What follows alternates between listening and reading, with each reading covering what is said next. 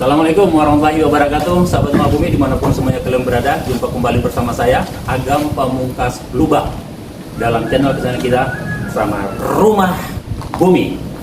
Kali ini saya ingin mengajak semua sahabat Rumah Bumi yang ada di rumah atau yang baru masuk ke channel saya ini ya, untuk mengeksplor lagi salah satu kekayaan keragaman budaya kita yang ada di Kota Tangerang Selatan.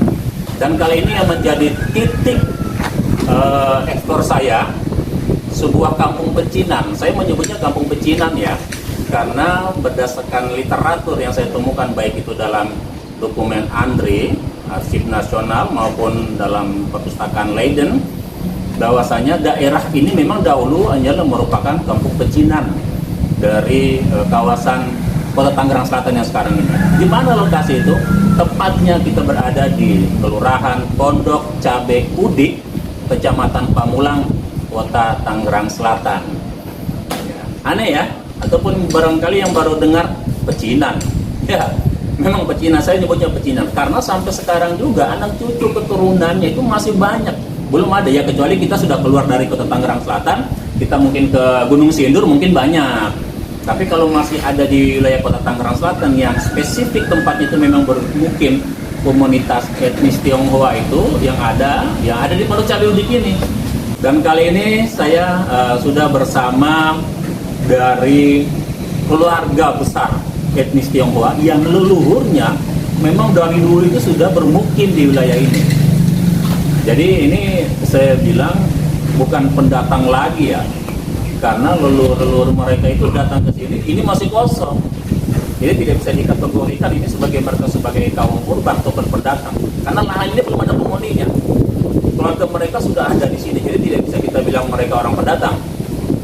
Memang kalau untuk pertama kali datang ke sebuah lahan yang kosong memang iya, tapi kalau bilang leluhur mereka ada sejak pertama kali daerah ini terbentuk secara administratif berbentuk lenduis, mereka sudah hadir. Dan kita harus tahu juga ya, pada zaman pemerintahan baik itu VOC maupun pemerintahan Hindia Belanda, banyak status tanah pemerintah itu yang bersifat kontrak, ada yang bersifat jual beli atau istilahnya tanah partikelir lah. Dan pemilik lahan partikelir, enggak. Jadi gini, Pondok Cabe Udik ini dia merupakan salah satu lenduis loh, sebuah negara, di mana di sana itu di maintenance oleh seseorang kewarganegaraan etnis Tionghoa, kemudian membawahi beberapa dusun. Dan di sini lenduis ada sebuah pusat pemerintahan, dan keluarga etnis Tionghoa itu yang lahir dan besar di sini dan pemilik lahan itu, kita ada mengenal beberapa marga. Ada marga Lau, ada marga OH. Kalau orang yang nggak tahu di Indonesia OH ya, saya juga baru dikenalin gitu. Ternyata OEIJ itu dibacanya Wi ya.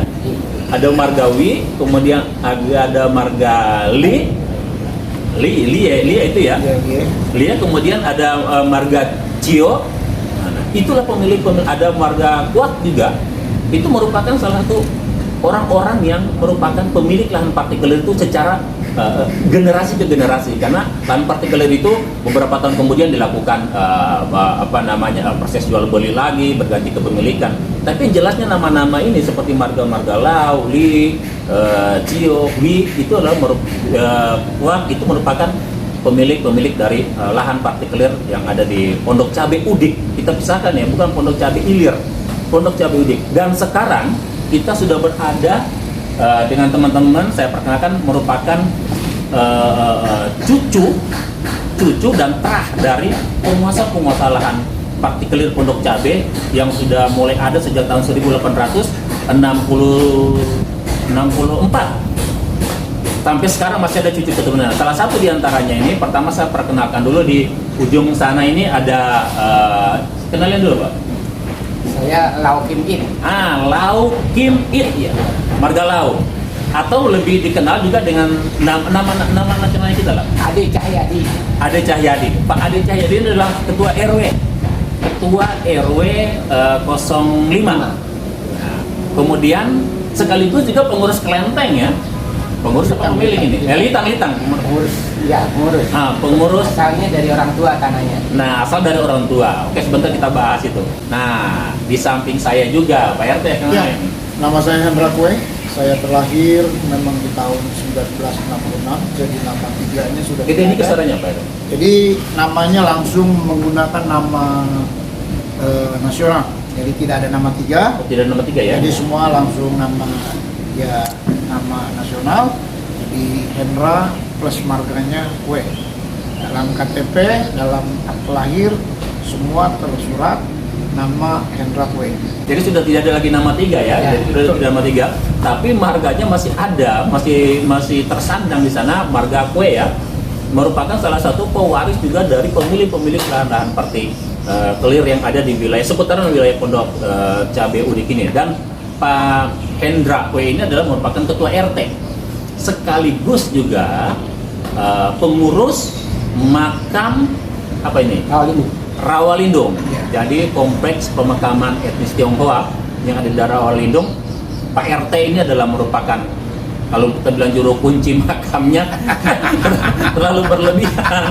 Ya, betul. Tapi boleh memang kuncian di sini memang. Dari mana-mana orang mau datang harus referensi dari beliau. Saya juga nggak bisa masuk sini kalau nggak ada ting-teng dari beliau. Perlu juga sahabat Rumah Bumi semua ketahui bahwasanya saya urai dulu. Marga Lau ini yang saya temukan dalam arsip ya, itu memiliki lahan partikelir yang cukup luas.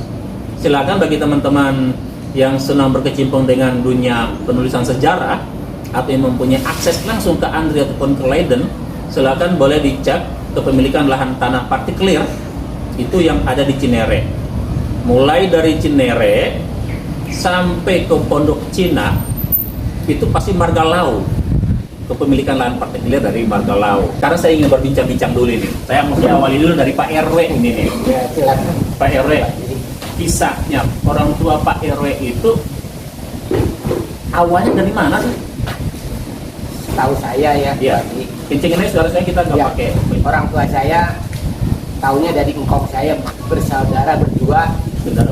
Ya, Lau Kim Long, itulah merupakan kakek, dan Lau Kim Yong itu adik dari kakek saya. Terlahir di mana itu? Dua orang. Tahunnya terlahir di Pondok Cabe. Oh, dari Pondok Cabe juga. Sekitar tahun berapa itu ya? Sekitar tahun 42 aja, zaman Jepang itu sudah di Pondok Cabe. Oh, sudah di Pondok Cabe ya? Iya. Itu kakek atau bapak ini? Kakek. Kakek ya? Iya. Berarti lebih dari atas lagi sono itu seperti yang pemilikan partikelir tahun 1901 yang saya dapat itu. Berarti lebih tua lagi, emang sudah terlahir dari sini juga ya? Oke, kemudian kakek. Di mana dulu rumahnya, di mana kakek itu? Yang di sini di Pondok Cabe? Yang di Jalan Kemiri Raya. Ute. Iya, seberang Ute. Seberang Ute. Iya. Seberang Ute Itulah pemilikan lahannya di seberang Ute itu. itu lahannya kakek. Iya, kakek. Ute sampai ke apa namanya? Sampai ke Kebun kelapa seberangnya itu enggak? ya, iya, kebun kelapa termasuk. Ute guys, jadi sebelum Ute, seberang Ute, di depan Ute, Jalan Kemiri itu ya, tanah bapak kakeknya loh. Maka kalau kita nggak kita raguin ya. Jangan-jangan kelenteng itu juga berdiri di atas lahan Iya. kelenteng sekarang. Ini apa namanya Pak? Litang Bakti. Oh, Litang. Litang Bakti Pondok Cabe. Litang Bakti Pondok Cabe itu berdiri di atas lahan dari keluarga Lau. Gitu. Kakek ya? Iya, kakek. Dari kakek itu ya. Kemudian saya mau nanya, saat itu di tempat itu sewaktu Pak RW kecil sudah banyak nggak penduduknya sih? Belum. Masih bisa dihitung. Masih bisa dihitung. Iya. Dan Cuma ada 3 rumah, 4 rumah ya. Itu keluarga Kue Tepong, keluarga Kue Tepong, dan papa saya Lau Asep, sebelahnya Kue Angwin, dan seberangnya Kue Tecau. itu yang di dekat UT itu ya? Iya, dekat. Nggak ada rumah lagi di situ. Nggak ada, tidak ada rumah. Artinya hanya Itu waktu tahun 70 aja. Tahun 70 ya? Iya, betul. Gimana tahun kesononya lagi ya? Artinya memang belum ada orang-orang Melayu ataupun orang-orang, katakan orang Betawi ataupun orang apa yang bermukim di situ ya? Tidak ada. Tidak ada ya, memang hanya warga Lau itu aja ya. Pak RW, berarti begini ya, jauh sebelum ada komunitas-komunitas Melayu katakanlah gitu ya, ataupun orang-orang Betawi, ataupun orang-orang Sunda, jadi masuk kakeknya Pak RW itu di situ memang tidak ada penduduk ya? Tidak. Berarti murni memang di situ etnis Tionghoa aja ya, dari Tionghoa betul. dari marga-marga apa yang tadi? Marga kue, Marga kue, lauk. Lau. Oh, dia ada lagi ya? Ya betul, kue dan lauk. Nah sekarang saya ingin tahu, itu kan kita berbicara di depan UT sampai mungkin ke Harmoni kali ya? Ya, ke Taman Harmoni. Sampai ke Taman Harmoni. Dulu Taman Harmoni itu kan rawa buntu ya. Yang pemiliknya kue tepong. Nah itu Taman Harmoni sekarang yang di Pondok Cabe itu dulu rawa buntu dan pemiliknya adalah kue tepong.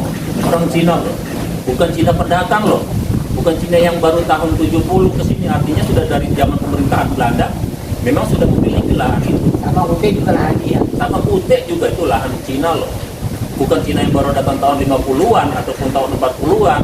Memang dari marga-marga ini sudah memang dulu menguasai lahan-lahan itu, lahan partikelir. Itu kita bicara tentang depan sana, kita pause dulu untuk Pak RW ya. Sekarang saya mau bicara bagian udiknya ke sini ke arah kidulnya ini. Di sini ada Pak RT kita ini, Pak RT Hendra. Ya. Saya ingin korek juga Pak RT Hendra. Makam, Baik. makam dan keluarga juga. Pak RT, saya ingin dikasih gambaran sedikit tentang keluarga kue ini nih. Ini bagaimana, dari mana datangnya, asalnya dari mana, sejak kapan ada di Pondok Cabe Udik ini, Pak? Silakan Pak RT. Baik, sekilas tentang marga kue yang ada di Pondok Cabe. Secara tulisan yang saya lihat dari orang tua, karena saya masih punya identik, ini tulisan dari zaman ke zaman dari orang tua saya. Nah, perkiraan saya, karena saya keturunan ketujuh Dari marga kue. dari marga kue yang ada di Pondok Cabe dan sekitarnya. Ya, jadi dapat diperkirakan mungkin leluhur kami datang tahun 1800-an. Lebih kurang 1800 lebih sedikit atau kurang sedikit sudah ada di wilayah Pondok Cabe. Cabe Udik ya. Pondok Cabe Udik. Karena kalau saya lihat dari garis keturunan, saya saja sudah sampai di yang ketujuh. Dalam data yang saya punya, ini tulisan orang tua. Oh gitu, coba saya. Jadi saya sudah Sahabat, saya tidak bisa zoom ya, tapi Pak RT ini dia punya, kalau dalam garis keturunan. ya, kalau dalam istilah kita itu memiliki nashab. Ya, Nashab yang kuat dari garis keturunan dari marga apa yang paling teratas ini Pak RT? itu dari kue asih. Kue Asih. Ya, ini kue Asih ini orang Paling atas ya, paling atas yang dari tercatat di dokumen keluarga kue. Ya, keluarga silsilah kue ya. kue. Sekarang saya pengen tanya dulu Pak RT, kue Asih ini dari mana beliau? Ya, ini pun tidak kita tahu apakah ini datang memang dari Dari Cina Tiongkok, langsung. langsung atau memang sudah keturunan yang kesekian yang kami dapat catatannya. Tetapi inilah silsilah awal yang dapat kami runtut dan kita dicatatkan oleh orang-orang tua kami, sehingga kami sampai saat ini dalam kumpulan marga kue jadi tahu siapa tingkatan-tingkatannya, levelnya, ada yang level paman, ada yang level anak, ada yang level orang tua, jadi kami tahu. Sehingga tujuan kami dari orang tua kami membuat silsilah ini supaya anak cucu kita juga, anak cucu kami mengerti dalam tata bahasa dan tata krama terhadap keluarga-keluarga yang ada di lingkungan Pondok Cabe, secara khususnya dalam marga kue, sehingga dalam tata bahasa, dalam penggunaan panggilan tidak salah. Karena di dalam panggilan orang Tionghoa itu suka atau tidak suka, sekalipun kami sudah ada di Pondok Cabe yang memang begitu lama, tetapi ada aturan, ada cara-cara memanggil, ada sopan santun, ada tata krama yang harus kita gunakan, ada bahasa seperti kalau saya panggil orang tua saya ini kan manggil babah ya, kalau Babah. karena ini orang Ceosen nih, orang Iya. keturunan. Iya, iya. Ceosen itu keturunan, biasanya dipanggil orang babah. Makanya orang tua kami juga kepada engkong saya, akung saya. Nah, kebetulan kue ini di sini orang-orang yang dari keturunan Ke. Ya, Ke. orang Ke itu apa itu? Apa Ke itu? itu Oh, beda. haknya, bukan. Mana? Dari kalau di Tiongkok itu ada satu kampung, ya di Cina itu ada satu kampung, ada sekelompok orang Ke. Oh. Nah, kami termasuk orang yang dari sana, dan orang tua saya pun yang perempuan itu bapaknya masih orisinil dari moyang, masih dari Tiongkok. Nah, jadi ada kata bahasa seperti saya manggil kepada kakaknya bapak saya ini, saya harus manggil apa ya, kalau Apek. apaknya kalau dalam bahasa Hokkien itu bilang apek. Nah, silsilah ini tujuannya supaya mengerti. Jadi anak-anak kami tidak salah memanggil bahwa ini pernah ya, jadi tahu lah istilahnya tidak salah dalam menggunakan atau memanggil Penyebutannya ya, penyebutannya. kesannya lebih memiliki adab gitu ya dalam penyebutan. Betul Oke, sekali. Oke. Nah sekarang gini, Pak RT ditahan dulu Pak RT ya. Jadi biar lebih seru, kita break dulu ya. Kita saksikan dulu tayangan yang satu ini supaya suasana bisa lebih enak lagi ya untuk membahas kajian-kajian selanjutnya. Jangan kemana-mana, tetap di Rumah Bumi. Ciao.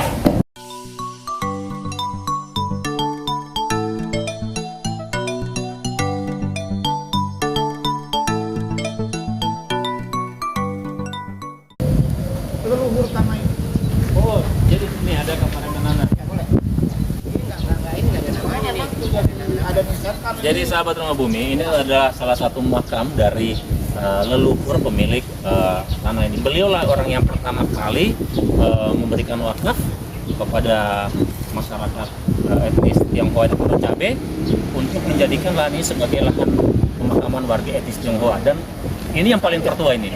Dari ini namanya siapa ini, Pak? Ini namanya Wijikot. Wi Cingkot ini. Ya. Memang di sini karena makam tua ya, jadi tidak terlevel namanya di sini. Kamera bisa diambil ini posisinya ini. Masa ini. Jadi di sini inilah yang pertama kali. Ya. Nah, ini laki apa perempuan ya? Laki-laki. Ini laki-laki nih. Nah, ini generasi berikutnya. Ada generasi berikutnya lagi ya.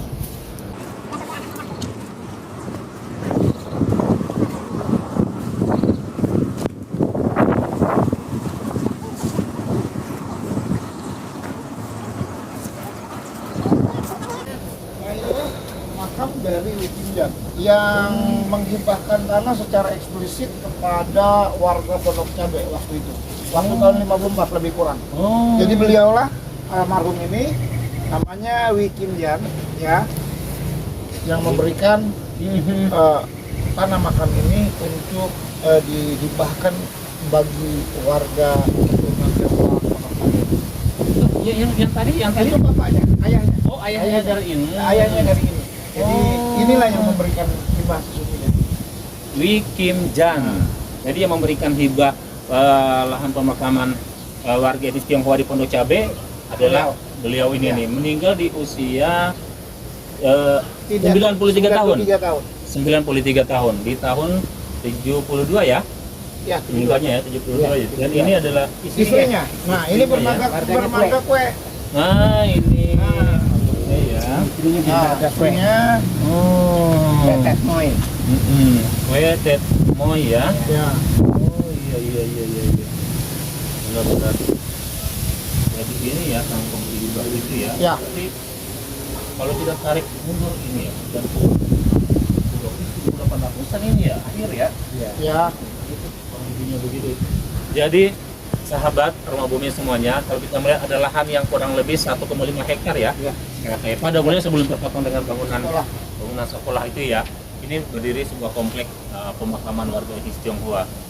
Jadi di sini juga tidak hanya dari ini Pak RT ya, tidak hanya dari apa namanya Buddha ya, Buddha kemudian campur ya. Jadi ada juga pemakaman orang Nasrani. Intinya gini, seiring perkembangan zaman kan masalah akidah kan sudah Oh, menjadi hak iya, masing-masing. betul. Jadi anak cucunya ada yang ke gereja, ada yang ke Litang, ada yang ke wihara, ya Ada yang muslim kita nggak termasuk ada yang muslim juga. Nah, jadi di sini makam intinya untuk keturunan orang Pondok Cabe. Oh. Jadi warga Tionghoa Pondok Cabe di sinilah makamnya. Yes. Tanpa mengenal agamanya, ya khususnya memang dikhususkan ini adalah makam etnis Tionghoa. Oke, siap. Oke, dah. Nah, kita foto di sini dulu dong. Boleh? Oke. Di bawah atau? Sahabat Rumah Bumi, ini salah satu makam tua. Dia hanya berbentuk gundukan. Jadi jauh sebelum ada komplek-komplek pemakaman ini salah satu sudah ada. makam. Ini sudah ada ini, belum terdeteksi. Dia hanya berbentuk sebuah gundukan aja. Tapi sama warga di sini itu tetap dirawat. Ini ada beberapa tempat ini juga ada. Ini satu gundukan ini. Nah, ini gundukan ini. Ini juga salah satu makam paling tua ini nih. Sini cuma belum tidak terdeteksi siapa penghuni makam yang ada sesungguhnya di sini. Tapi jauh sebelum ada kompleks pemakaman ini sudah ada lebih dulu.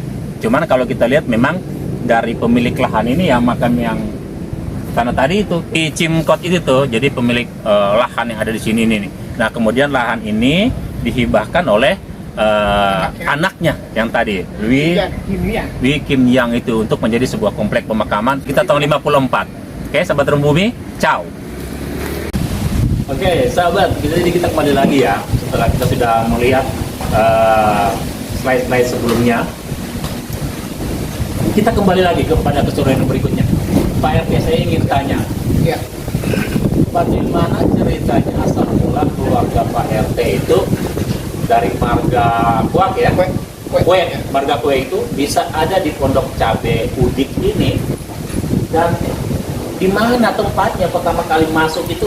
Di sini di mana titik pusatnya sini nih, Pak RT? Baik, sekilas saya tidak tahu persis mengenai yang pertama-tama, tetapi semenjak yang saya tahu dari kakek moyang saya yang ada di Jalan Kunir itulah. Jalan Kunir ya? Jalan Kunir. Jalan Kunir. Kalau dulu itu namanya Jalan Rukun. Dulu Jalan Rukun, sekarang Jalan Kunir. Kira-kira letaknya di daerah rumah saya tinggal lah. Disitulah titik-titik awal keturunan dari marga Kue ini. RT berapa itu? Itu RT 2. Kalau RT dulu RT dulu juga kalau nggak salah masih RT 2. Jadi memang karena sudah beberapa kali pemekaran. Nah, kira-kira di Jalan Kunir lah itu keluarga kami ada. Dari turunan yang pertama tadi Iya, ya? lebih kurang Iya, ada iya. di sana, dan nggak jauh juga kalaupun ada berkisar itu di dekat-dekat rumahnya Pak RW.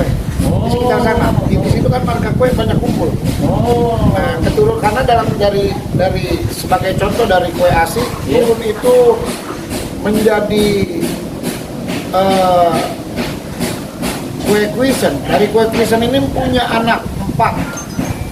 Ada Kue Yunshu, ada Kue Tengsan, ada Kue Akyu. Kue Akyu itu kakek moyang saya. Iya. Ya. Terus ada Kue Yunet. Nah, inilah cikal bakal yang ada keturunannya sampai sekarang nih, masih ada keturunan dari ini. Nah, itu adanya berkisar di lingkungan RT 02, termasuk di titik-titik dekat rumah Pak RW tadi yang disampaikan. Di sana di RT RT berapa tuh ya? Nah, sekarang RT 5. Oh, ya di RT 5. Dulu itu masih jadi satu RT. Iya kan zaman itu masih kosong. Berarti seputaran itu dari Kunir itu sampai arah ke sana ya? Satu RT dulu, itu satu RT memang. Dan zaman itu ya yang seperti Pak RW sampaikan bahwa listrik masuk di wilayah kami tahun 75. Tahun 75 itu baru masuk listrik. Jadi memang masih gelap dan rumah itu memang hitungan jari. Nah, itu pun hitungan jari rumah. Bisa kita hitung, termasuk rumah kakek moyang saya ada satu di Jalan Kunir yang sebelah sana, ada lagi di bekas di rumah kakek saya. Nggak jauh dari situ titik-titiknya. Ya setelah mereka beranak pinak ini, maka turun nih dari Kue aku turun nih ke bapak saya. Oh, ke bapak ya? Ya. Asli bapaknya siapa ini? Bapak saya Kim Siang. Kim Siang. Siang. Tapi kuenya udah Masih Kue Kim Siang. Kue Kim Siang. Oh, Kue Kim Siang. Nah, itu ayah saya. Enggak, saya menanya. Pertama kali dari leluhur ini Ya. masuk ke sini yang dilakukan mereka itu apa pertama kali itu? Berdagang kah, bertani atau Rata-rata bercocok tanam, bertani. Oh, Ya, rata-rata bertani. iya. Bertani dan ternak babi, termasuk juga kerbau. kerbau? Itu Babi, kerbau. yang saya tahu Nah disitulah cerita orang tua kami sebenarnya dengan mohon izin dengan rekan-rekan saudara-saudara yang dari Muslim di sini pun dari dulu sudah bersama. Oh. Jadi iya, orang tua iya. kami, kakek moyang kami itu mempekerjakan orang-orang yang ada di dari sini sini, semua. di sini. Lebih kurang Iya, seperti itu. iya, iya. Oleh karena itu sebenarnya dari sisi sosial, dari sisi emosional hubungan kami dengan teman-teman Muslim yang ada Iya. di Duku dan sekitarnya Sudah terbangun erat. itu sangat dekat. Iya, iya. Sangat dekat. Jadi tidak ada batasan. Sebagai contoh, jika ada yang meninggal, mereka nggak sungkan-sungkan untuk sama-sama. Begitu Iya. juga sebaliknya, ketika yang Muslim meninggal, kami nggak pernah ada batasan. Oke. Kami kan bersama-sama. Bila perlu gotong royong pun dilakukan itu, dan itu fakta zaman dulu ini terjadi. Oke, kayak gini. Yap. Saya tertarik gini sebagai sebuah pembuktian adanya komunitas etnis Tionghoa di Pondok Cabe ini. Salah satu pembuktian itu adalah adanya makam. Baik. Sekarang yang kita ketahui bahwasanya makam khusus untuk warga etnis Tionghoa itu terdapat dalam wilayah PRT nih. Di Kalau ini wilayahnya berbeda. berbeda RT. Ya tepatnya pemakaman etnis Tionghoa itu yang sudah berlangsung sejak lama, mungkin dari zaman pemerintahan Belanda itu ada di berdampingan langsung dengan lokasi Rawalindung. Mereka menyebutnya di sini itu Rawalindung. Nah, di situ ada sebuah komplek pemakaman khusus bagi warga etnis Tionghoa yang ada di Pondok Cabe Udikine. Dan saya ingin tahu sejarahnya nih. Bagaimana kemudian pemakaman umum warga etnis Tionghoa ini bisa berada di sini, Pak RT? Berarti bisa dapat informasinya nggak ini? Ini maksudnya gini, mulanya ini tanah siapa gitu Ya. loh? Jadi ada. Sedikit info yang saya dapatkan dari orang tua, dari ya para pelaku sejarah, para orang-orang yang lebih awal, yang lebih senior dari kami, Ya. bahwa makam ini sesungguhnya adalah hibah dari Wikimjan. Ya. Ah, jadi makam ini adalah merupakan hibah dari Wikimjan. Ya, oke. Nah. Luasnya berapa? Total tanah ini luasnya 1,5 hektar. 1,5. Sebelum dipotong sama SD. Bangunan ini SD. ada bangunan sekolah. Oke. Nah, bangunan sekolah itu mengambil tanah makam. Oh. Waktu itu ada Surat ya ada perjanjiannya. kesepakatan Oh, antara dari- pemerintah setempat dengan ketua RW, dengan ketua RT, dan juga dari Departemen Pendidikan waktu itu, Iya. bahwa lahan ini diberikan. Oke. Ya, pada zaman, makanya SD itu dulu disebut SD Impres, institusi Betul. presiden. Hmm. Nah, penggunaan lahan adalah sebenarnya lahan kami yang ada di sini. Tapi itu sudah menjadi satu kesepakatan dan memang diberikan cuma-cuma pada waktu itu. Tanah ini dihibahkan, jadi mutlak. Kalau tanah ini bukan dari Oke, bukan milik pemerintah. Pemiliknya siapa yang? pemiliknya, namanya Wi Kim Jan. Kim Jan. Nah, jadi memang nama OEC ini atau WI ini memang termasuk salah satu pemilik lahan partikuler yang terdata dalam pemerintah Hindia Belanda, dan dalam data fluktuasi dana partikuler mulai dari tahun 1901 sampai 1918 data itu masih ada. Saya temukan memang adalah merupakan pemilik lahan partikuler Pondok Cabe Udikine. Maka sangat beralasan jika lahan pemakaman ini adalah merupakan hibah dari keluarga WI tersebut atau OIC tadi itu keluarga WI. Jadi ini hibah dari keluarga WI. Ya, betul sekali. Dan ada makam nggak? Ada di tempat. Nah, nanti coba kita lihat sebentar ya sahabat Rombuni. Sana posisi makam. Oke, sebelum kita closing hari ini kita closing statement dulu dari Pak RW ini. Pak RW, apa harapan Pak RW melihat situasi kita sekarang ini kan udah bagus ya, tentang keragaman etnis, suku, bangsa, ya, agama dan sebagainya. Apa harapan Pak RW ini untuk anak cucu kita ke depan? Karena kita tahu begini, jauh sebelum peradaban sekarang kan kita zaman dulu itu nggak mau kenal lo Cina, lo pribumi, lo mana, kita pokoknya mau makan sama-sama, berangkat sekolah bareng-bareng, nggak ada diskriminasi seperti ya. Ada acara hajatan, ayo, lebaran, ayo, kita mau ada acara Imlek, ayo. Nah ini sekarang ini kalau saya lihat ini pelan-pelan ini mulai tergerus. Nah, apa harapan Pak RW? Iya.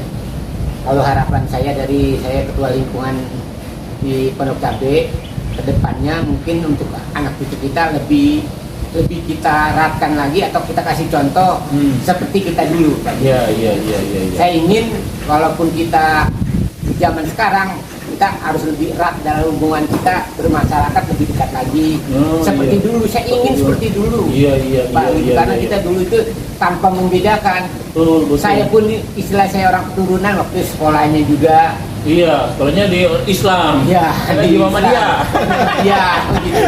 Saya ingin tidak membedakan Iya, itu Pak Era dulu sekolah di Iya. Muhammadiyah loh. Termasuk saya juga sama. Iya, Iya, sama sekolah di Muhammadiyah Saya semuanya. ingin ke depannya gitu, Iya, Pak. Masya Allah. Untuk pemerintahan yang mendatang Iya, untuk iya, iya. lebih lebih sama seperti dulu. Saya ingin Betul, kayak gitu, Pak. betul. Iya, benar. Tidak ada perbedaan di antara kita. Betul. Kita benar. sama-sama. Iya. Karena kita warga Indonesia, benar. lahir di sini, Lahir di sini, makan di sini, makan istilah di sini, meninggal iya. pun kita di sini. Iya, benar. Kita ya. udah cinta sama Indonesia. Iya, Masya Allah. Pak Heru, makasih Pak. Kalau Pak RT bagaimana? Ya, buat saya pesan juga buat para generasi berikut, jangan lupakan sejarah. Betul. Bahwa apapun yang terjadi saat ini memang tidak terlepas juga dari sejarah yang masa lalu. Iya. Tetapi hal yang paling penting ada sejarah-sejarah yang positif yang harus terus kita kembangkan. Bagaimana orang-orang tua kita, orang-orang tua dulu bekerja sama, bahu-membahu, gotong royong, baik untuk membangun lingkungan, membangun wilayahnya. Semua mereka bergotong royong tanpa dalam tanda kutip tanpa mengenal batasan etnis, golongan, agama dan sebagainya. betul. Mereka semua bahu membahu sehingga terciptanya satu keadaan yang kondusif, keadaan yang damai, keadaan yang aman dan tentram. Nah, harapan saya ke depan, teman-teman, adik-adik, generasi berikutnya, yuk bangun dan rajut lagi nilai-nilai yang positif yang pernah diberikan, yang pernah diwariskan oleh orang tua kepada kita bangun bersama-sama. Betul. Tidak mudah untuk membangun, memang butuh pengorbanan, butuh waktu, butuh ya segala-galanya dituntut untuk kita lakukan. Karena itu rekan-rekan generasi berikutnya, yuk bangun lingkungan kita, jadikan lingkungan kita yang nyaman, asri dan kondusif, sehingga orang datang, tamu seperti Iya. Bang Agam Iya. pada pagi menjelang siang hari ini Iya. merasa nyaman. Kenapa? Karena memang kita sudah mulai bangun nilai-nilai yang luhur sehingga keakraban, kekeluargaan, dalam rangka merajut kesatuan dan persatuan itu harus kita ciptakan terus-menerus. Tidak boleh berhenti, tidak boleh sampai ada hal-hal yang mengganggu. Seperti itu kira-kira, Pak. Makasih. Oke, baik, terima kasih Pak RW, Pak RT atas luangan waktunya, dan juga saya berharap sahabat Rumah Bumi semuanya yang menyaksikan channel saya kali ini, apa yang menjadi nilai-nilai luhur baik bagi yang sudah diperbuat oleh para leluhur-leluhur kita pada masa lampau, itu kita pertahankan, kita rajut kembali kebersamaan tanpa ada perbedaan suku, bangsa, agama. Itu semua kita satukan dalam bingkai Kesatuan Negara Republik Indonesia dengan slogan Bhinneka Tunggal Ika. Akhirnya saya Agam Pamungkas Lubah dari channel Rumah Bumi mengucapkan terima kasih bagi sahabat Rumah Bumi semuanya. Sampai jumpa pada channel-channel selanjutnya. Wassalamualaikum warahmatullahi wabarakatuh. Ciao. Ya. Jangan lupa subscribe channel Rumah Bumi Historia Transal. Oke.